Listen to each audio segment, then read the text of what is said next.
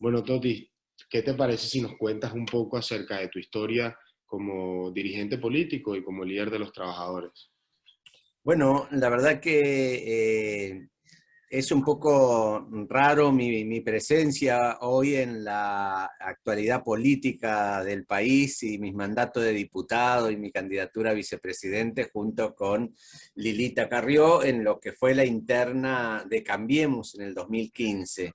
Porque yo vengo de una provincia, de la provincia de Entre Ríos. Mi niñez ha sido en medio de la pobreza, de un pueblo pequeño del norte de Entre Ríos, y cuando vengo a Buenos Aires a los 17 años vengo a vivir a una villa de emergencia. La Argentina era distinta ya por el 71, 72, donde vos venías del interior y conseguías trabajo a los 2 o 3 días si querías trabajar. Y eso me pasó a mí, apenas llegué, empecé a trabajar, y cuando conseguí trabajo en La Matanza, salí de la villa donde estaba viviendo junto con mis hermanas, en la localidad de San Martín, y me vine a vivir a La Matanza. Bueno, acá construí mi hogar, mi familia, y luego compré mi casa, que son las cosas que hacían todos los obreros que veníamos con ganas de ser de clase media, que era una aspiración absolutamente legítima que teníamos todos, cosa que hoy no es tan evidente esto. Y así que, bueno, La Matanza era un lugar donde se conseguía trabajo, de prosperidad. Vos venías acá y estabas orgulloso de ser de La Matanza. Hoy tampoco eso es muy común, ya que La Matanza hoy es un poco el símbolo de la decadencia de la Argentina, donde predomina la marginación, donde predominan el clientelismo político y donde el desarrollo prácticamente ha desaparecido como política de Estado. Así que bueno, y en el año 92 quedé sin trabajo como parte de los cambios estructurales que hubo en el país, y bueno, tuvimos que salir a la calle a pedir el trabajo, y fui parte de lo que se llamaron los primeros movimientos de trabajadores desocupados, o como se conoce en Argentina, los primeros movimientos piqueteros. Esta cuestión de que no era una cosa que vos tenías prevista en la vida tampoco, porque la verdad que cualquiera de nosotros queríamos terminar nuestra vida laboral a lo mejor como un sueño en la misma empresa. Esa era la Argentina de la estabilidad económica, la Argentina de mi hijo el doctor, como se le decía antes, donde vos podías aspirar al ascenso social. En la desocupación trastocó todos esos sueños y nos dejó en la calle, y armamos los movimientos piqueteros, hicimos de todo lo que han hecho los movimientos piqueteros, pero allá por el 97, 98, cuando el Estado empieza a generar respuesta al tema de la desocupación, aparecen lo que se llamaban entonces los planes Trabajar, que eran planes de subsidios masivos a todos los desocupados. Nosotros intuimos que por ahí venía una trampa, que era dejarnos sin trabajo para toda la vida, y decidimos rechazarlo nuestros movimientos. La verdad que no fue una decisión para nosotros fácil, porque rechazarlo en el medio de lo que era esta práctica del clientelismo político era quedarte absolutamente sin nada.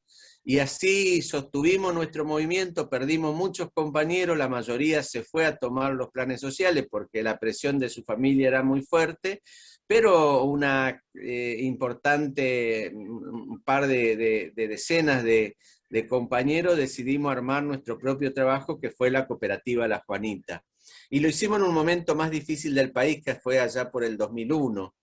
En septiembre del 2001 nosotros entramos a una vieja escuela abandonada que estaba en el barrio de La Juanita, y empezamos a construir nuestra cooperativa. Pasamos de todo, la situación del 2001 no te voy a contar,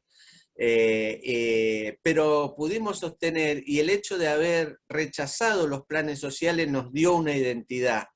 Ahí se hizo carne eso que nosotros queríamos seguir trabajando, que la desocupación no era porque la gente no quería trabajar, sino que fue una política de Estado para esos cambios estructurales que hubieron, y que de alguna manera fueron trastocando también las relaciones familiares, donde se pierden muchas cosas cuando vos perdés el trabajo. Estar desocupado cuando vivías del trabajo es un golpe muy, muy fuerte a tu autoestima en principio, pero también a cómo resolver los problemas cotidianos con tu familia.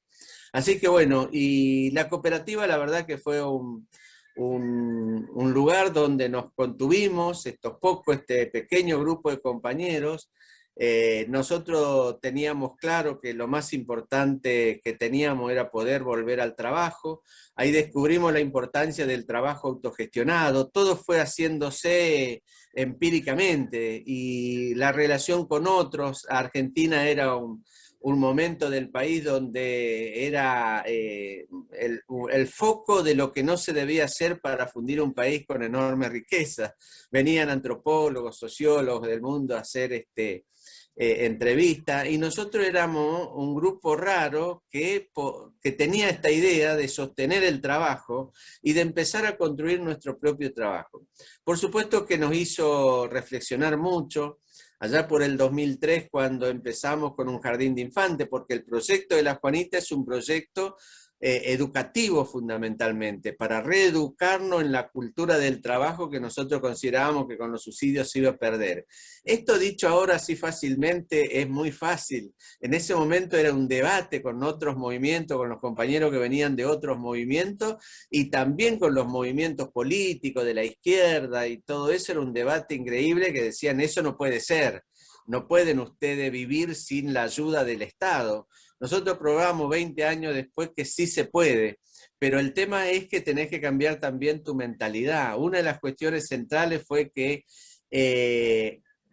ya no alcanzaba con la cuestión de la lucha que nosotros siempre habíamos tomado, no solamente cuando surgen los movimientos piqueteros, sino la experiencia de los movimientos sindicales, la lucha para lograr un mejor salario, la lucha por los derechos de los trabajadores, todo eso, pero ya no alcanzaba. 2001, estadísticamente, fue el año de mayor lucha que conocimos hasta ahí, y sin embargo, también la conclusión que llegamos nosotros ya por el 2003 fue el año que más perdimos los pobres, perdimos casi todo, el país perdimos, y eso nos hizo reflexionar. No alcanzaba con eso, había que buscar una nueva forma de insertarnos en el trabajo, y para eso era fundamental la cuestión de la integración social, volver a esa Argentina donde vos venías con una mano atrás y otra adelante, muchas veces al conurbano bonaerense, y a los 2 o 3 años te levantabas, y si tenías un oficio, si venías de Europa con un oficio, hasta ponías una empresa, y esa fue la Argentina del crecimiento. Bueno, nosotros queríamos volver a esa Argentina, no nos resignábamos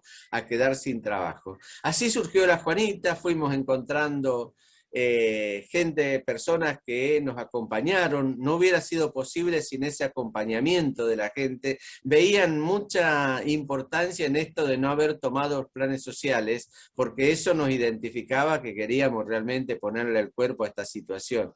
Y encontramos muchas personas que venían de ser empresarios exitosos, artistas exitosos, y la verdad que nos ayudaron muchísimo. Empezamos a ver también la importancia que tenía de no resignarse. Trabajamos mucho la cuestión del arte como salida, hacíamos cosas que nunca hubiéramos pensado, talleres de actuación, de enseñanza de guitarra, qué sé yo, todo lo que pudiera ser de contener, ¿no? Y ahí vimos la importancia que tenía el arte en estas situaciones en que vos estás prácticamente desahuciado de la vida, digamos, ¿no? Donde tu fuente más importante de inspiración que tenía para pensar en una humanidad distinta era el trabajo, se te caía como castillo de naipe, pero hay otras cosas para seguir pensando. Así que bueno, eso fue un poco el inicio de la Juanita. Yo te voy a cortar acá y te voy a dejar las preguntas, porque si no yo me embalo y sigo contando, pero bueno. No te preocupes, más bien una historia muy interesante, como tu acercamiento a la lucha social se dio de manera progresiva, no fue una carrera decidida, sino que simplemente fue el deseo de hacer un cambio. Eh, Ahora en temáticas hablaste del clientelismo y hablaste del estado de pobreza muy grande que tiene la Matanza en este momento, y como la Matanza muchísimos distritos bueno, de Argentina, y como en Argentina en la mayoría de las comunidades de Latinoamérica.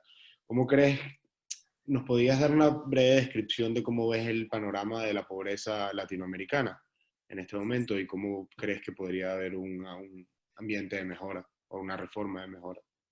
Bueno, mira, el tema de la pobreza en la Argentina es, creo que nuevo en el sentido histórico, ¿no?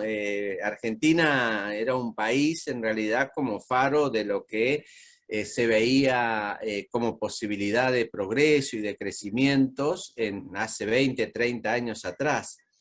El tema que con esta cuestión de la respuesta a las situaciones de pobreza, se copió modelos que ya tenían bastante vigencia, como en la cuestión del modelo clientelar de México, por ejemplo, nos contaban con relación a lo que eran la ayuda social, es decir, un partido único que era el único que podía dar ayuda social y terminaba siendo un foco de construcción política. Eso lo tomó el peronismo en la Argentina. A partir de eso el peronismo fue apropiado por un sector más ideologizado en el sentido de las clases sociales, y dejó de ser ese partido de unidad de clase, y donde el trabajo y la educación eran el centro. Y empezó a ser un partido donde le daba respuestas, se suponía, a los sectores más pobres,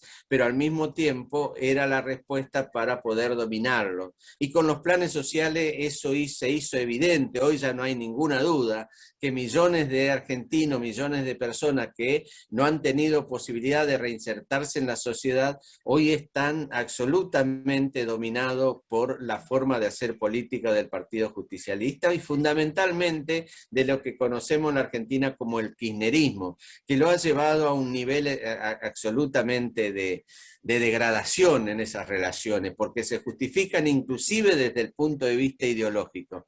Hace algunos años atrás un diputado kirchnerista propuso en el Congreso llevar a la legalidad el Día de la Dignidad Villera. Yo decía, yo no era diputado en ese momento, decía, no tienen ni idea de lo que es vivir en una villa de emergencia, o vivir en un barrio popular, como se le llama ahora. Hay pobres dignos, hay personas dignas, pero vivir en un lugar donde no tenés absolutamente nada para poder mostrarle a tus hijos la posibilidad de progreso y todo eso, es realmente indigno. Es una vida indigna, vos no podés reivindicar eso. Es decir, era evidente que este muchacho de la Cámpora nunca vivió en una villa, ¿viste? Y no sintió eso de que vos no podías ni siquiera dar tu dirección para conseguir trabajo. Y no digo que haya una discriminación, sino que había un contexto donde vivir en una villa te asocian con un montón de cosas. Yo estaba orgulloso cuando recién vine y me iba al interior del país, decía que vivía en La Matanza. Mis amigos, mis parientes me decían, che, pero ¿no habrá alguna posibilidad de que me lleve a ver y probamos a ver si hay trabajo? Es decir, vos querías venir a vivir en La Matanza.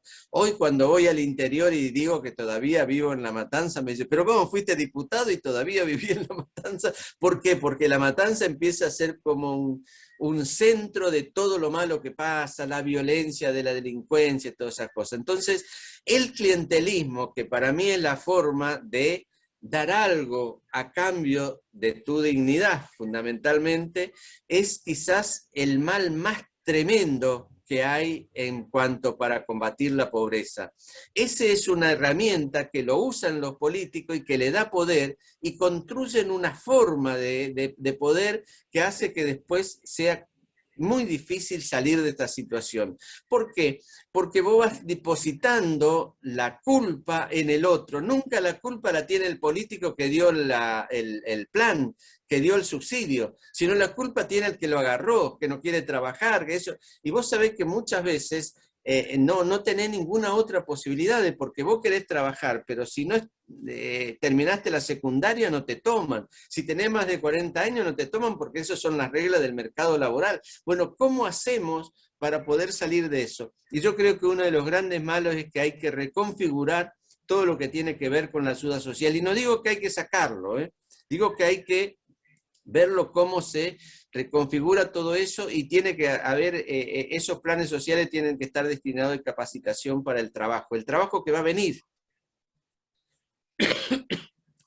Creo, tocaste un punto muy importante, que no es algo solo digno del kirchnerismo, sino de muchísimas de las naciones, que las llamadas bolivarianas, que enaltecen la pobreza como si fuese un atributo que no haya que cambiar.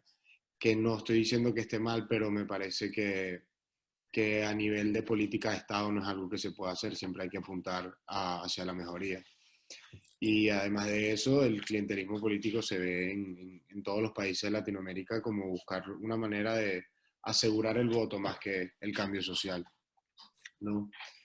Eh, bueno, Toti, nos has explicado cómo, cómo la Villa de la Matanza se ha pasado de ser una tierra de oportunidades a un lugar que se ha venido en decadencia durante los últimos años.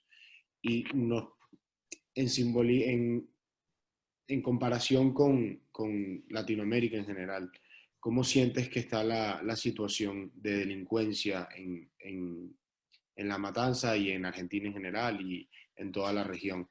¿Y cómo crees que que el modelo político actual ha influenciado en cambio de la delincuencia nacional? Sí, mirá, el tema de, podríamos decir una verdad de perogrullo, que delincuencia siempre hubo. El tema es cómo se fue cambiando las cosas y cómo se va desarrollando esta nueva delincuencia que hoy hay en estos barrios marginales del conurbano bonaerense, o de los conurbanos, digamos, ¿no? De las grandes ciudades. Cuando yo vine a vivir en la villa, había alguna gente que, por supuesto, tenían problemas con la ley, pero había ciertos códigos, como se dicen en los barrios, había ciertas normas no escritas, que era, por ejemplo, el delincuente del barrio no robaba a los vecinos, por ejemplo. Eso era como una cosa que estaba no escrita, pero que se respetaba mucho. De última salía a robar en otros lados, qué sé yo, y podía tener simpatía o no de algunos, pero eso era un código. Eso se ha roto. Hoy vos no podés confiar en el vecino que tenés al lado, y eso ha roto el concepto de comunidad. Yo creo que lo peor que nos pasa en los barrios con relación a la marginalidad y la delincuencia es esa ruptura de la comunidad. Vos ya no confiás ni siquiera en el vecino de al lado, porque no sabés si el hijo que está relacionado con alguien que una vez trajo un chico, qué sé yo, un joven, no será un delincuente. Y eso me parece que hace que ya no haya como la defensa de la salida a la vereda, por ejemplo. Vos en la Argentina, y fundamentalmente en lugares como La Matanza, ya no podés salir a tomar mate en la vereda. Vos no podés estacionar 5 minutos tu coche porque hay un sistema de robo que son las entraderas, y entonces como que se está buscando la oportunidad de ver a alguien que está con la llave en la mano en la vereda y pasa delincuente y te afanan ahí con todo el peligro que se te meten en tu casa. Es decir, vos tenés que estar pendiente siempre de qué es lo que te va a pasar. Y acá tiene que ver con una cuestión que también tiene mucho que ver de cómo funciona la política y el Estado, que es la penetración de la droga en estos barrios. La droga hoy es un problema serio, el narcotráfico es un problema serio, pero muy serio, porque prácticamente en aquellos lugares donde el Estado no entraba, como se decía antes, hoy los que controlan todo eso son las bandas organizadas en el narcotráfico. Son los que te ayudan cuando vos se te muere un familiar y no tenés el dinero para comprarle el cajón, son los que te ayudan cuando necesitas un remedio y la salud pública no te lo provee porque es caro, y entonces viene el puntero de la droga y te da unos mangos, y así te va captando y va captando también la simpatía del barrio, y van dominando barrios enteros donde la policía no puede entrar. Y eso me parece que ha trastocado absolutamente todas las relaciones, y también la penetración en la institucionalidad. no solamente la política, hoy en muchos casos se ha definido de candidato a presidente que viajan en aviones, por ejemplo, de quienes son conocidos o por lo menos tienen algunos procesos de narcotraficante, y también de los concejales y los diputados que muchas veces se encuentran en ese acompañamiento, entre comillas, para el financiamiento de sectores que están ligados al narcotráfico. También el tema de la corrupción policial y la corrupción en la justicia. Bueno, hay fiscales y jueces que están procesados en algunos casos, y muchos policías que en las áreas jerárquicas tienen que recaudar todo lo que tiene que ver con los negocios ligados a la ilegalidad para el político de turno que está gobernando. Esa estructura hace muy difícil en la relación institucional. ¿Por qué? Porque si un vecino denuncia que en su barrio suceden cosas que tienen que ver con la cuestión del narcotráfico, es muy probable que cuando vuelva a su casa, ya cuando viene la policía, lo sepa el narco y te apriete, como se dice, o te amenace con tu familia.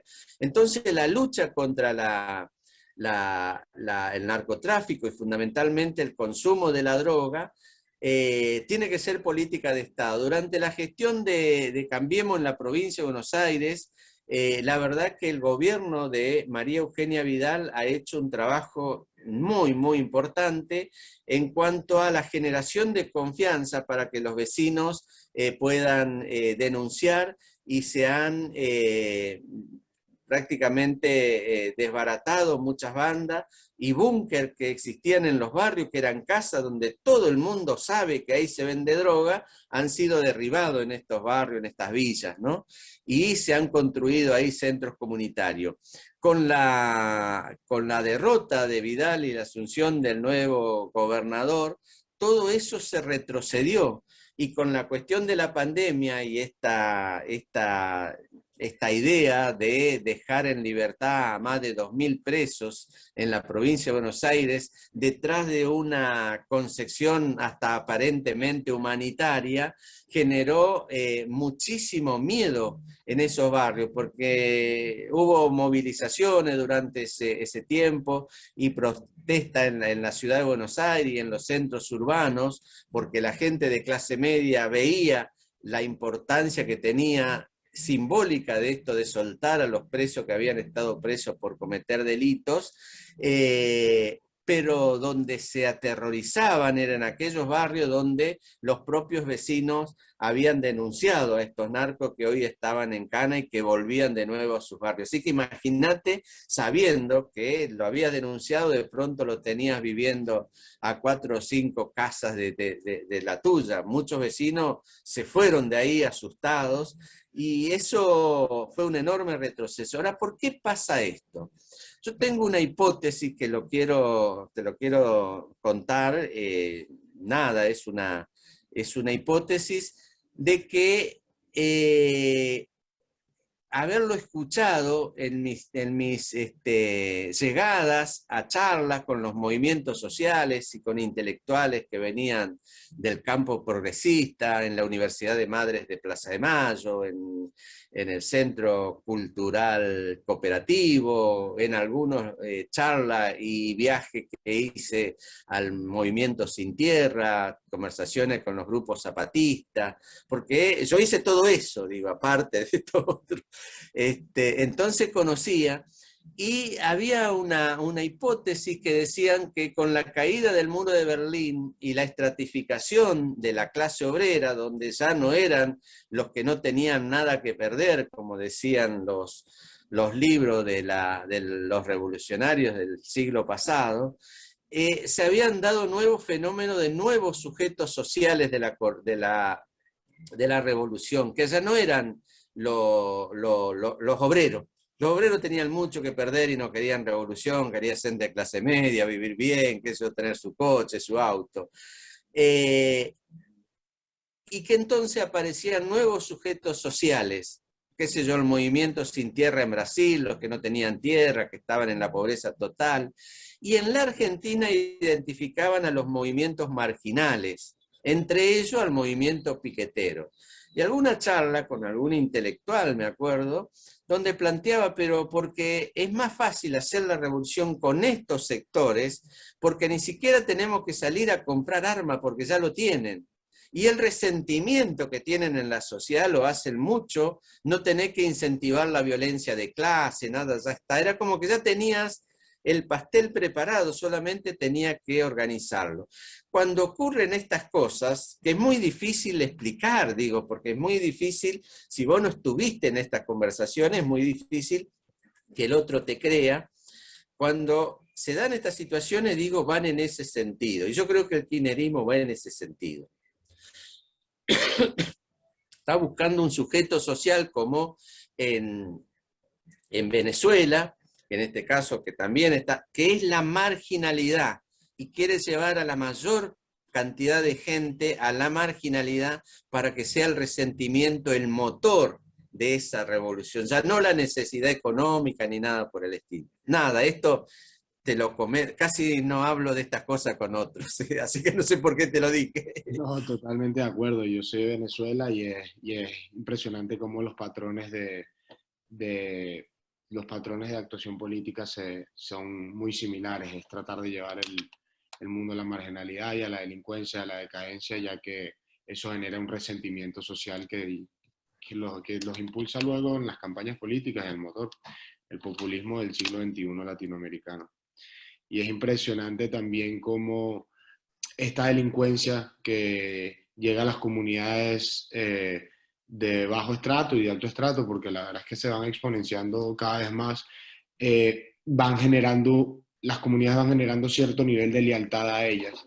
Y por tener esa lealtad a ellas se empiezan a convertir en una institución dentro de ellas. Como hablaste de los delincuentes, de los presos que se liberaron, eso pasó en Venezuela con las denominadas zonas de paz, en las que liberaron a miles y miles de presos políticos, y eso generó un alto nivel de decadencia en muchísimas comunidades en Venezuela.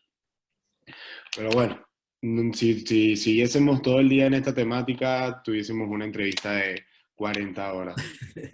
¿Por qué no nos hablas un poco de tu trabajo ahora con la cooperativa, cómo están funcionando, cómo podríamos hacer o cómo podrían hacer para que su funcionamiento sea mejor? ¿Cuál es la participación que tienen con el Estado, o es 100% privada? ¿Y cómo creen que cooperativas como esta puedan afectar o puedan mejorar el ambiente de pobreza en Latinoamérica?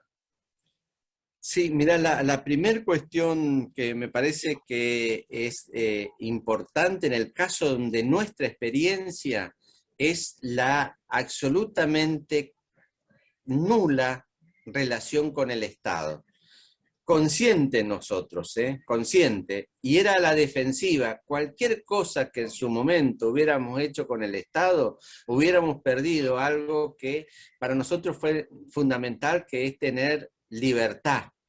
Porque el Estado te agobia, digamos, te da un subsidio y te pone condiciones, qué sé yo. Por ejemplo, el plan Argentina Trabajo, muy popular en un programa muy popular en Argentina, se daba, y dentro de unas cláusulas para potenciar, se supone, emprendimientos productivos, y una de las cláusulas que tenía, que nadie lo leía ni nada, sino que vos recibías el subsidio, pero vos podías armar tu emprendimiento y, si andaba bien, venderle al Estado, guardapolvo, repasadores, qué sé yo, todo lo que el Estado necesitabas. Pero no podías hacer negocios con la actividad privada. Y lo vendían desde un lugar de protección, porque el empresario ambicioso iba a utilizar tu mano de obra barata, qué sé yo, para despedir gente a lo mejor de su fábrica. Y sobre esa base vos quedabas sujeto a que tus emprendimientos dependieran del Estado. Así no han progresado ninguno. Nosotros eso no lo queríamos. Nosotros creo que el centro de de nuestra postura más política, ideológica, terminó siendo en la idea de libertad, que aparece como una cosa abstracta cuando va a hablar de economía y de emprendimiento y eso, pero para nosotros fue central. Y esa libertad también se daba en la posibilidad de buscar los socios que quisiéramos. Y nosotros fuimos encontrando esa gente que nos fue ayudando a desarrollarnos. Cuando viene la gestión de Cambiemos, nuestra primera aproximación del Estado, pero no quisimos tampoco nunca depender. Y menos mal, porque cuando cambia la gestión, casi todos los compañeros que habían entrado en eso se terminaron quedando sin los aportes que el Estado le hacía, porque el clientelismo político te lleva a que vos solamente podés recibir una ayuda del Estado si sos fiel a lo que te dice el puntero de turno. Bueno, esa relación a nosotros nos hizo muy fuerte. Nosotros no dependemos del Estado, dependemos de la economía, dependemos de las relaciones, dependemos de muchas cosas. Y hoy la cooperativa tiene más de 120 socios que trabajan en diversos emprendimientos, taller de costura, se trabaja para marcas importantes, el armado de cuadernos con todo lo que tiene que ver con el cuidado de la ecología, con papel reciclado, un call center que trabaja también para un banco importante, el banco privado más importante de la Argentina, el Banco Santander, y emprendimientos autónomos, servicios de seguro, todo lo que tenga que ver con trabajo que sirva como sea un servicio para la gente. ¿Qué es lo que le pedimos al Estado? Que facilite la posibilidad de que estos emprendedores puedan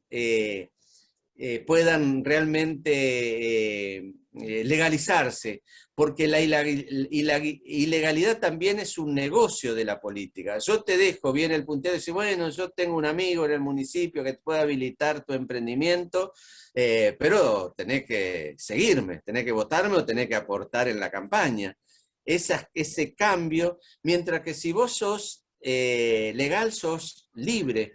Y el tema de la informalidad en la Argentina es tremendo, es un porcentaje importantísimo de la economía, según los especialistas dicen alrededor del 40%, de la economía es el negro, es en la informalidad, y se ve como un enorme problema y con enormes contradicciones, porque los grupos informales, por ejemplo, trabajan junto con los grupos sindicales, muchas veces en la idea de no flexibilizar las condiciones laborales porque se pierden el derecho. Y yo digo, ¿qué derecho que tienen los trabajadores informales? No tienen ninguno, pero como te hacen la cabeza que vas a perder el derecho en caso que estés, entonces hay que trabajar mucho sobre lo nuevo que aparecen como trabajo para darle una formalidad que sea flexible, en el sentido que aquellos empresarios que quieran invertir puedan tener en el flujo de los nuevos trabajos y no en lo que ya hay para que no se pierda derecho. Hay que trabajar mucho en eso. Yo propuse en el Congreso la creación de una agencia que se ocupe de eso, por supuesto que teníamos minoría y no se trató nunca ni en la Comisión de Trabajo, que se ocupe precisamente de empezar a ordenar todo eso, pero que sea una agencia autónoma, que no sea de un partido, que no sea de un grupo político determinado, para empezar a generar este trabajo, porque leía el libro de Gabriel Sánchezini también sobre Sin Trabajo, donde él plantea algo que es muy importante. La informalidad aparece como un problema, pero en este momento del mundo donde todo está cambiando, donde todo está por hacerse también en materia del trabajo, puede ser una gran oportunidad para millones de trabajadores que hoy no tienen una posibilidad de crecer. Así que a mí me parece que por ahí pasa la cosa también para salir de la pobreza. Y tengo una cuestión que para mí es central. No se puede salir de la pobreza repartiendo lo que hay, porque es evidente que eso no alcanza, sino es creando más riqueza. Y para eso lo único que crea riqueza es el trabajo intelectual, el trabajo manual, pero es el trabajo, no hay otro invento, el trabajo del conocimiento, todas esas cosas, y que hay que pensar en eso. Yo creo que hay una cuestión de transformación muy, muy importante, que también tenemos que verlo y ver, esto ¿qué hice? No te- Hola. Aló. A ver, voy a entrar de nuevo porque no sé qué toqué. ¿Me No, escuchás? te ves perfectamente, sí. Yo solamente no te veo, te escucho perfectamente. Si querés sigo así. Sí, adelante. Bien. Entonces digo, el tema es que ha cambiado también las formas del mundo. El capitalismo del siglo pasado era un sistema donde la cuestión de la escasez hacía que los precios subieran y los bienes eran más codiciados y por lo tanto era parte de la que regulaba el sistema. Hoy el capitalismo es un sistema de absoluta abundancia, se puede producir bienes para, qué sé yo, 3 veces más de lo que el mundo necesita. Y eso también hay que empezar a pensar cómo se hace para el reparto, para que sea equitativo, para que haya justicia social. Y creo que eso tiene mucho que ver con lo que se tiene que estar pensando de los lugares ideológicos, no cerrado, sino más bien abierto. Y acá quiero decirte qué es lo que yo hoy abrazo como ideología. Para mí lo más importante es el humanismo. Para mí el centro de la cuestión tiene que ver con las cuestiones humanas y sobre eso hay que poner el acento. Y las cuestiones ideológicas, se podría decir que las dos grandes corrientes ideológicas que predominan en el mundo, como es el liberalismo y en otra parte del mundo el socialismo, tuvieron sus raíces humanitarias. Y sobre eso hay que rescatar y no hacer una contraposición que no se pueden juntar. A lo mejor esto es una utopía, pero sobre eso pienso de que se puede cambiar la realidad. Si no, no tendría sentido la lucha que hacemos todos los días. Yo creo que tenemos que ir a un cambio profundo. Muy bonito todo lo que tienes que decir, Toti. Es cierto, el humanismo tiene que ser la base de todo proyecto y la base de todo. Y al final da igual la ideología en la que eres creyente. Si tienes ese vector humanista, el bien siempre será el resultado final. Bueno, muchísimas gracias por estos minutos de sabiduría y de experiencia que tuviste para compartir con nosotros. Espero se pueda repetir y te deseo todo lo mejor en todos los proyectos futuros y lo mejor para la cooperativa y la Villa de la Matanza. Toti.